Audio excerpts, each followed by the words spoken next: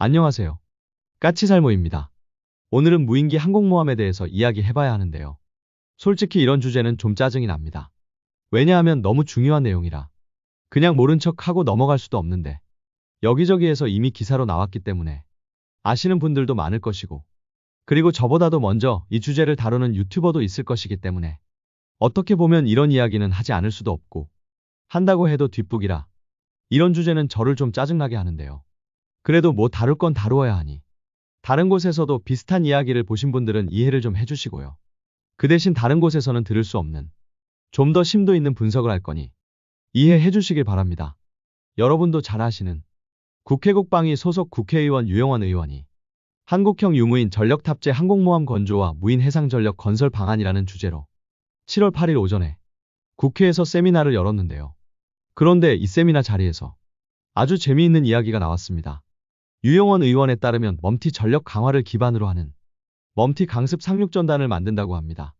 그래서 우리는 유무인 전력 지휘함 3척과 기동함대 3개로 이루어진 유무인 전력 강습 상륙전단을 3개를 만든다고 합니다.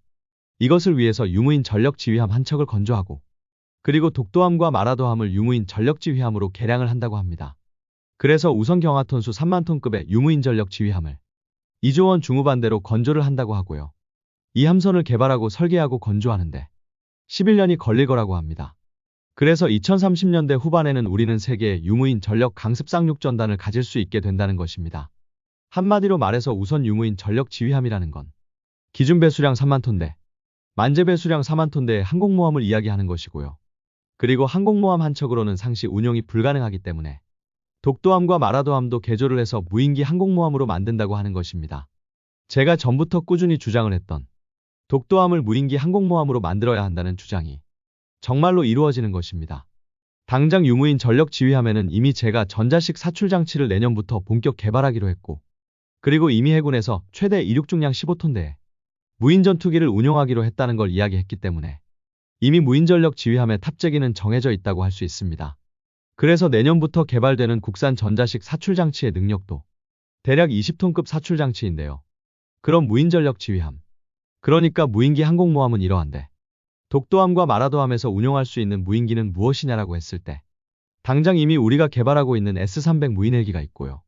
그리고 하나와 미국의 제너럴 아토믹스사가 개발하고 있는 모하비 무인기가 있습니다. 현실적으로 독도함에서 운용 가능한 최대 크기의 무인기가 모하비라고 보시면 됩니다. 당연히 무인 전투기는 독도함에서는 운용할 수 없습니다. 그런데 작년에 독도함에서 모하비를 이함하는 시험을 할 때 모하비는 90m 거리에서 이함하는데 성공을 했지만 착함을 하지는 못했는데요. 그 이유는 독도함의 폭이 모하비가 착함하기에는 너무 작았기 때문입니다. 그러나 제너럴 아토믹스사에서는 아직 자동 착함 장치가 완전하게 개발되지 않아서 일 뿐이고 자동 착함 장치가 개발된다면 독도함에서도 모하비가 착함하는 게 가능할 거라고 이야기하기도 했습니다. 그리고 또 한 가지 문제는 비록 이번에 모하비가 독도함에서 이함할 때 이함 거리가 90m의 거리만 필요했지만 만일 모하비가 여러 가지 장비와 무장을 탑재하면 그 이륙 거리는 길어진다는 점입니다. 당장 각종 감시 장비와 20시간을 비행할 수 있는 연료를 탑재하면 300m의 활주거리가 필요하고 9시간을 채공할 수 있는 연료와 12발의 헬파이어를 탑재하면 488m의 활주거리가 필요합니다. 그런데 지금 독도함의 비행갑판의 길이는 199m로 절대로 그대로는 모하비를 정상적으로 운용하지 못합니다. 그럼 왜 우리 해군은 독도함과 마라도함을 무인기 항모로 전용한다고 하는 것일까요? 실은 기술이 발전해서 독도함에도 전자식 사출 장치를 장착할 길이 열려 있기 때문입니다. 보통 전자식 사출 장치는 엄청나게 많은 전기를 소모하기 때문에 완전 전기 추진 방식의 추진 장치를 가지고 있어서 전력 생산량이 충분한 함선에서만 운용할 수 있다고 알려져 있는데요. 그런데 모하비의 최대 이륙 중량은 고작해야 3175kg에 불과합니다. 그리고 이미 5톤급 이하의 무인기를 위한 전자식 사출 장치의 개발안이 해외에서 나와 있고요. 심지어는 이 소형 전자식 사출 장치는 함선의 비행갑판을 뜯어내고 설치하는 게 아니라 비행갑판 위에 모듈식으로 추가하는 식으로 장착하는 게 가능하다고 합니다. 그리고 최대 사출 능력이 고작 5톤이기 때문에 필요한 전기의 양도 그리 많지 않고 그래도 전기가 부족하다면 컨테이너식으로 추가적인 발전기 모듈도 제공한다고 합니다. 한마디로 독도함 같은 함선에서 5톤 이하의 무인기를 사출시킬 수 있는 전자식 사출기의 개념은 이미 나와 있습니다. 그래서 만일 우리나라가 이 개념과 똑같은 방식의 모듈식 사출 장치를 개발한다면 충분히 독도함에서도 모하비를 전자식 사출 장치로 사출하는 게 이론적으로는 가능은 합니다. 물론 그렇다고 해도 독도함에서 무인전투기 같은 본격적인 제트기체를 운용할 수는 없겠지만 모하비 같은 기체를 운용하는 게 이론적으로는 가능은 합니다. 그럼 모하비를 독도함에서 운용해서 어떤 이익을 얻을 수 있을까 이야기하자면 지금 현재 전 세계에서 가장 최초의 무인기 항모는 역시 터키의 아나돌루함입니다. 그리고 터키는 아나돌루함에서 TB3 무인기의 운용을 이미 시작을 했습니다. 그럼 터키가 아나돌루함에서 TB3를 운용함으로써 얻는 장점은 무엇이냐라고 했을 때 당연히 TB3로 지상 공격을 하는 것도 가능하지만요. 가장 중요한 건 함대의 상공에 항상 감시 자산을 배치할 수 있다는 점입니다. 그래서 함대가 상시 수평선을 넘어서 존재하는 적의 존재를 감시할 수 있고 적의 공격을 사전에 파악할 수도 있고 적을 먼저 발견하고 공격하는 것도 가능하다고 합니다. 이걸 터키는 가장 큰 장점으로 꼽고 있는데요. 여기에 더 나아가서 우리와 모하비 무인기를 같이 개발하고 있는 미국의 제너럴 아토믹스사에서는 아주 다양한 옵션을 제안하고 있습니다. 우선 제너럴 아토믹스사는 스웨덴 사브와 협력해서 조기경보 무인기를 선보였고요. 그 전에 앞서서 시카디언 무인기에서 소나부이를 투하하는 걸 선보이기도 했습니다. 얼마 전에 우리는 한 대의 P3 대잠 초계기가 추락을 했고 그로 인해서 고귀한 생명을 상실했습니다. 그래서 이미 낡은 P3를 교체해야 한다는 이야기가 나왔고 심지어는 해군 내에서는 대잠 초계기를 국산으로 개발하자는 이야기까지 나왔습니다. 그러나 대잠 초계기를 국산화하자는 이야기를 듣고 제가 든 생각은 굳이 지금에서 유인 대잠 초계기를 개발할 필요가 있냐는 것이었습니다. 우리는 지금 P3 16대와 그리고 최근에 P8 대잠 초계기 6대를 전력화해서 운용에 들어갔는데요.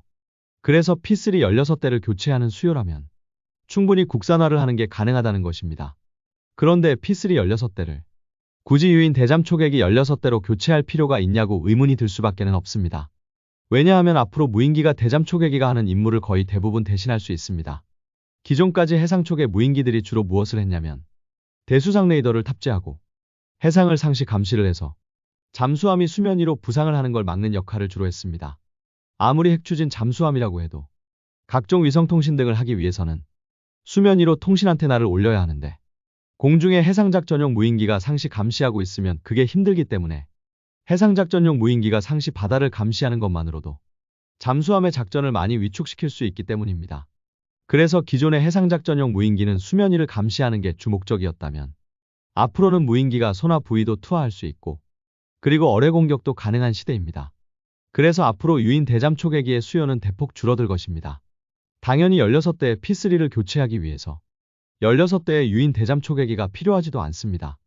더욱이 우리가 무인기 항공모함을 3척을 보유하게 되면 육상에서 발진해서 작전지역까지 와야 하는 유인 해상 초계기와 달리 무인 해상 초계기는 이 무인기 항공모함에서 바로 발진이 가능하기 때문에 긴급한 상황에서의 대응 능력이 대폭 높아지게 됩니다.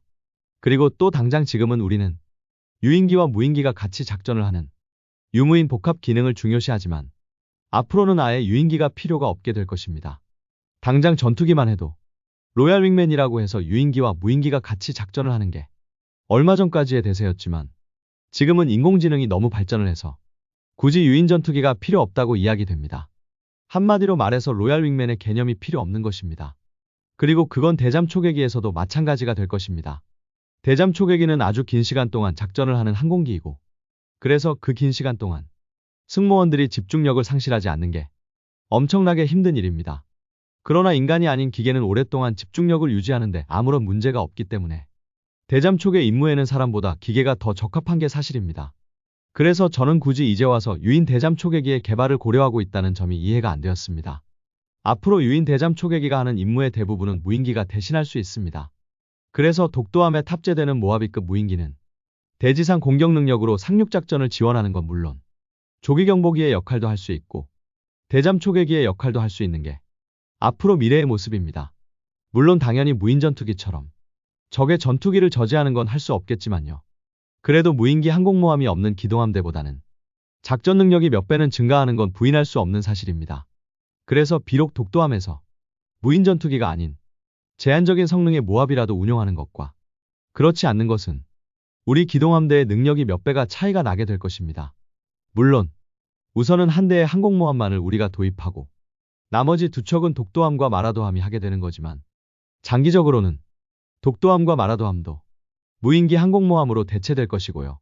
그리고 그럼 이 무인기 항공모함에서는 모하비 같은 저속 프로펠러 무인기 말고도 제트 엔진을 탑재한 무인 전투기도 운용할 수 있게 되겠죠. 한마디로 말해서 독도함과 마라도함이 무인기 항공모함이 되는 건 과도기적인 모습이라고 할 수 있을 것입니다. 그리고 또 한 가지는 지금 카이에서 벌써 드론 함재기의 개발에 착수했다고 합니다. 결론은 공군용 무인 전투기를 항공모함에서도 운용할 수 있게 개조한다는 건데요. 여러분도 알겠지만 우리나라가 무인 전투기를 개발하기 위한 저피탄 무인 편대기 선행 개발은 대한항공과 국방과학연구소가 하고 있고 이미 선행 시제기도 공개되었는데요. 물론 이건 어디까지나 선행 개발이고 그래서 본 개발은 카이가 따낼 수도 있는 건 부인할 수 없는 사실입니다. 그러나 이 사업은 객관적으로 봤을 때 이미 선행 개발 사업에 참여하고 있는 대한항공이 선정될 가능성이 압도적으로 높은 건 부인할 수 없지만 카이도 분명 본 개발을 따내기 위해서 자체적으로 개발을 이어오고 있던 것으로 아는데요. 카이에서 바로 자체적으로 개발하고 있던 무인 전투기 모델을 기반으로 드론 항모 함재기의 개발을 시작했다고 합니다. 이 기체는 당연히 제트기이고요. 최대 이륙 중량은 6톤, 항속거리는 482km라고 하고요. 무장 탑재 중량은 800kg이고 최대 속도는 마하 0.6이라고 합니다. 속도가 느린 이유는 카이가 이 드론 함재기에 긴 채공 시간을 가질 수 있게 하기 위해서 연료 효율이 좋은 고 바이패스 엔진을 탑재하려 하기 때문이라고 합니다. 한마디로 속도를 희생하고 긴 채공 시간을 얻겠다는 것입니다. 결론은 아마 무인 전투기 사업에서 대한항공에 비해서 뒤처진 카이가 그걸 만회하기 위해서 무인 함재기를 선제 개발을 하는 거라고 보이는데요. 그런데 크기가 좀 애매합니다. 6톤이면 독도함에서 운용할 수 있을지 없을지가 좀 애매합니다. 제가 앞에서 이야기했지만 분명 기술의 발전으로 독도함에도 무인기용 전자식 사출 장치를 탑재할 수 있지만 그 용량은 대략 5톤 정도라고 예상을 했는데요. 물론 해외에서 제한하는 모델 중에는 10톤급 사출기 모델도 있습니다.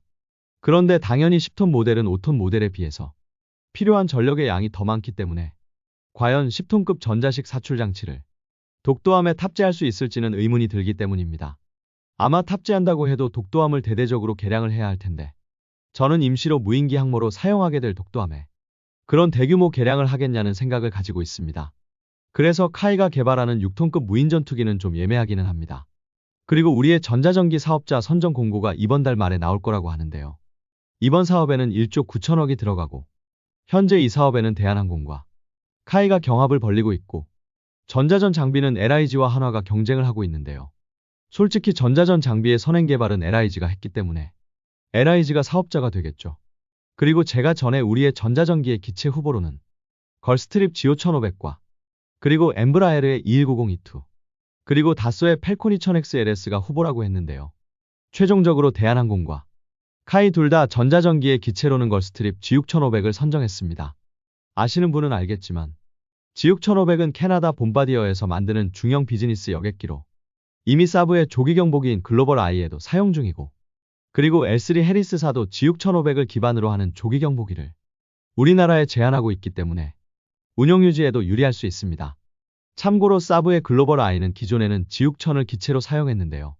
G6500은 G6000에서 엔진 등을 개량한 모델이라 지금 신규 모델은 G6500으로 만들어지고 있습니다. 그래서 어찌 보면 가장 무난한 기체가 우리나라 전자전기의 기체로 낙점이 되었다고 할 수 있습니다. 그리고 얼마 전에 우리 HD 현대와 한화오션이 미국의 군수 지원함 MRO에서 수주에 실패하고 싱가포르 회사가 사업을 따냈다고 이야기했는데요. 오늘 좀 이상한 소식이 나왔습니다. 그건 다름 아니라 바로 이번에 싱가포르 회사가 가지고 가기로 했던 미국의 군수 지원함인 찰스 드로함을 우리 한화가 가지고 오게 되었다고 합니다. 그리고 한화 측 관계자의 말에 따르면 싱가포르 회사는 아직 미국 MRO 자격을 획득하지 못했다고 합니다. 그럼 왜 싱가포르 회사가 선정되었다고 기사가 나온 것일까요? 좀 이해가 안 됩니다. 그리고 이 함선은 한 달 안에 수리를 시작해 줄 것을 미국에서 요청을 했다고 제가 이야기했는데요. 그래서 이 함선은 이번 달 중순에 우리나라에 입항을 한다고 합니다. 그럼 왜 이런 잘못된 기사가 나왔던 것일까요? 아무튼 그래서 다행히 이번 사업은 한화가 최종 수주를 하게 되었네요. 물론 현대가 수주하지 못한 건 안타까운 일이나 아마 현대는 틀림없이 비어있는 도크가 없어서 수주하지 못했을 것입니다. 보시는 것처럼 이 배는 수리가 급하기 때문에 수주가 이루어지자마자 우리나라에 입항한다고 할 정도이니까요. 어찌되었던 갑자기 싱가포르 회사가 수주했다던 배를 한화가 수주했다고 하니 좀 당황스럽긴 하네요. 오늘은 우리 해군이 무인전력 지휘함 말고도 독도함과 마라도함까지 무인기 항공모함으로 만들고 유무인 복합 기동전단 3개를 만든다는 이야기를 해봤는데요. 정말 감회가 남다르네요. 제가 독도함을 무인기 항공모함으로 만들어야 한다고 영상을 올린 게 8개월 전이더군요. 그런데 제가 주장했던 일이 실제로 이루어진다고 하니 정말 기분이 이상합니다. 제 기억으로는 제가 독도함을 무인기 항공모함으로 만들어야 한다고 영상을 올리고 대략 한 달 정도 뒤에 모하비 무인기의 착함 시험이 있었습니다. 제가 독도함을 무인기 항공모함으로 만들어야 한다고 주장을 할 때는 그런 시험이 있을 건지도 모르는 상태였었습니다. 그런데 바로 그 한 달 뒤에 독도함에서 모하비 무인기의 이함 시험이 있었고 이제는 정말 독도함을 무인항공모함으로 개조할 거라고 하니 정말 놀랍다고 이야기하지 않을 수 없네요. 여러분은 어떻게 보시나요? 독도함을 무인기 항공모함으로 개조하는 게 우리 해군에 도움이 될 거라고 보시나요? 이상 영상 봐주셔서 감사합니다.